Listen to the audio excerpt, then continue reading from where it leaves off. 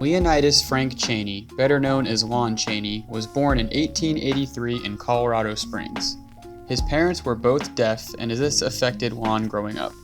At an early age, he became a very talented mime and learned how to communicate through facial expressions and body language. Lon Chaney started his career through theater and began working on the stage in 1902 with traveling theater acts. When Chaney was 22, he met and married 16-year-old singer named Cleva Crichton. A year later, they had their only son, Crichton Toll Chaney. Lon and Cleva developed troubles with their marriage over the years. On April 30th, 3 years after the Cheneys settled down in California, Lon was managing the Kolb and Dill show at the Majestic Theater in downtown Los Angeles.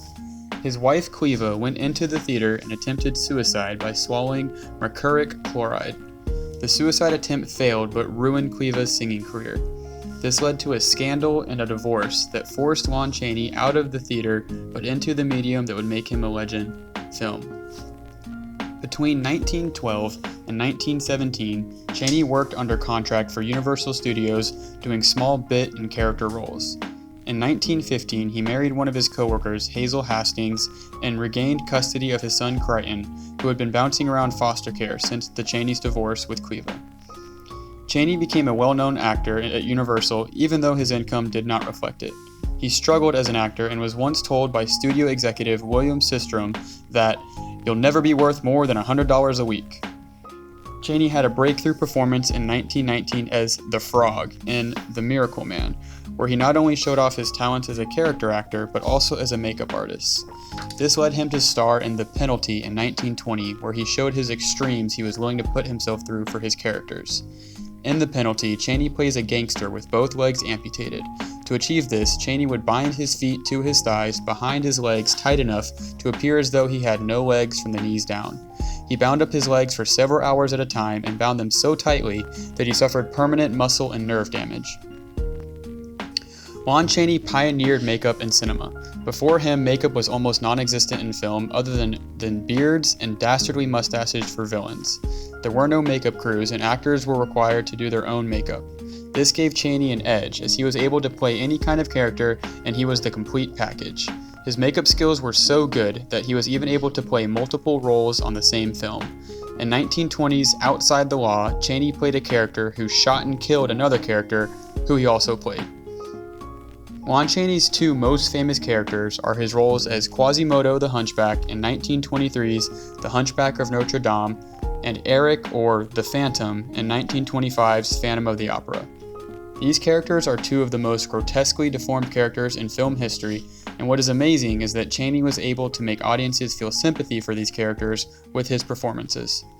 Chaney once wrote that, "I wanted to remind people that the lowest types of humanity may have within them the capacity for supreme self-sacrifice. The dwarfed, misshapen beggar of the streets may have the noblest ideals. Most of my roles since The Hunchback, such as The Phantom of the Opera, He Who Gets Slapped, The Unholy Three, have carried this theme of self-sacrifice or renunciation. These are the stories which I wish to do." Chaney went through painful extremes in both films. In The Hunchback of Notre Dame, Chaney wore a hump on his back that was over 50 pounds for hours at a time. The hump was so large that it didn't allow Chaney to stand up fully. On top of this, he wore a skin-tight rubber suit over the hump and heavy globs of clay and makeup on his face to make him disfigured. Film historians still are not quite sure how Chaney created the deformed face of the Phantom in The Phantom of the Opera. The reveal of his face in 1925 was so powerful that it caused members of the audience to faint and flee the theater. Some historians believe that in order to achieve the pointed nose of the Phantom, Chaney put hooks attached to thin wire into his nostrils and pulled the wires up over his head. This would have been extremely painful, but would have explained the frequent nosebleeds that Lon had during the production. Lon Chaney appeared in 10 films directed by famous Dracula director Todd Browning. Chaney often played mutilated and grotesque characters like Alonzo the Armless, a knife-throwing carny in The Unknown in 1927.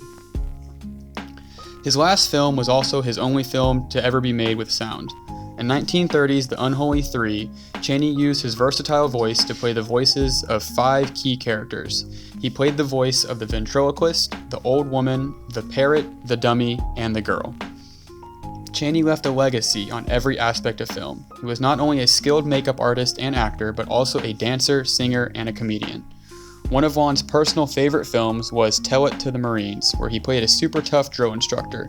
It was one of the few premieres Chaney attended, and the film gained the admiration of the Marine Corps. In 1929, during the filming of Thunder, Lon Chaney developed pneumonia and was diagnosed with lung cancer due to a lifetime of heavy smoking. This cancer became worse when artificial snow made from cornflakes lodged in his throat during filming and quickly became a serious infection. His condition gradually became worse, and 7 weeks after the release of his last film, The Unholy Three, he died. Lon was always humble and never forgot how it was for himself as a young actor. He gave rides to crew members and mentored coworkers in between takes. He left a mark on the filmmaking world and is one of the most influential people in cinema makeup. He put himself through excruciating pain for his art and gave himself permanent body damage as a result. Lon's legacy was carried on by his son, who changed his name to Lon Chaney Jr. and would go on to star as the famous werewolf in 1941's The Wolfman.